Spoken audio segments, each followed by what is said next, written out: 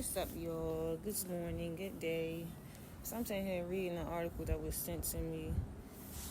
I get a monthly subscription of it. I haven't got it since I've been back in North Carolina, but I want to read what it's saying about, if you're familiar with scripture, the mark of the beast, and what people think it is. So I want to read like a couple of the statements just to get like a little something, a little juice going on in your mind. So somebody said, I had asked if the mark of the beast is a symbol for church government set up like the Roman Empire, and now just read the 2 articles on the mark, concluding that it is a false religious system that opposes Yahweh and distorts his truth. To some extent, my conviction from Scripture reveals that the mark is already here because the vast majority practices a false religion or doesn't believe in Yahweh at all. It says in Deuteronomy 6:8, the frontlets mean what you believe and the hands mean action. Yahweh's people are identified as those who keep the 7th-day Shabbat and set-apart holy days. So to avoid this mark is to keep the commandments of Yahweh, fellowship with true believers, honor Yahweh's Sabbath days and holy days, pray, etc. This magazine issue presents the mark of the beast with mixed language, weaving in ideas about forced religion, economic control, and technology, but without making a firm, spiritually grounded statement. The description leans heavily on external mechanics and future enforcement scenarios, rather than calling out the mark as a current spiritual condition rooted in voluntary compromise.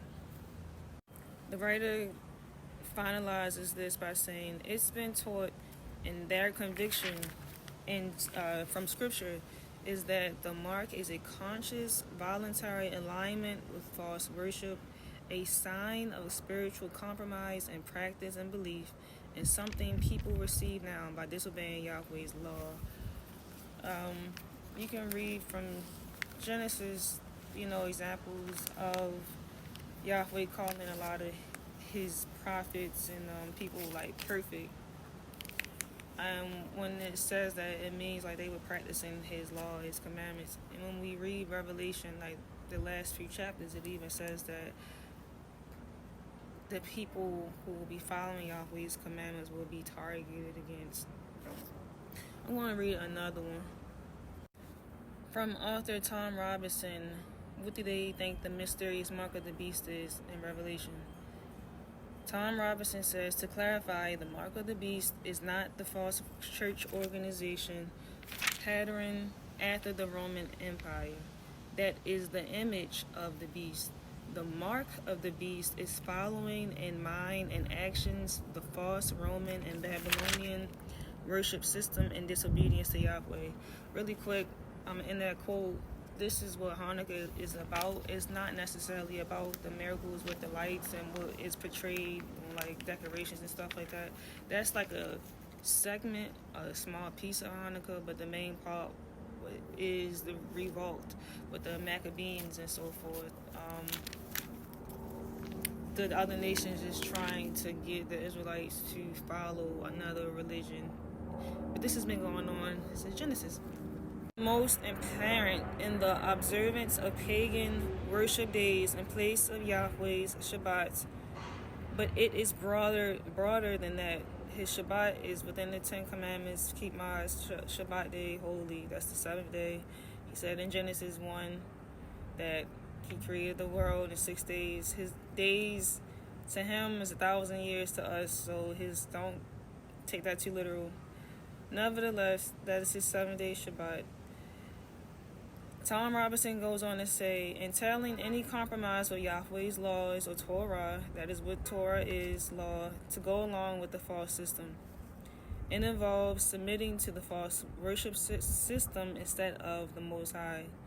As for whether the mark of the beast is here now or not, the opportunity to follow the pagan false church and system of beliefs instead of what Yahweh commands is indeed here now.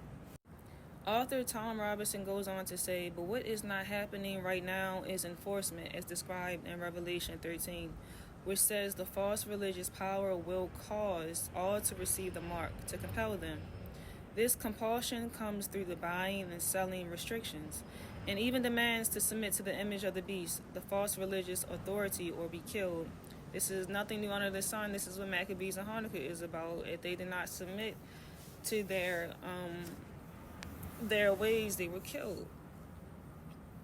As the article explains, such enforcement is not exclusive to the end time. And quickly, I just want to say, and that's how deep I am with my culture. It is more than a religion. It's a culture. It's a lifestyle. It's politics. It's history.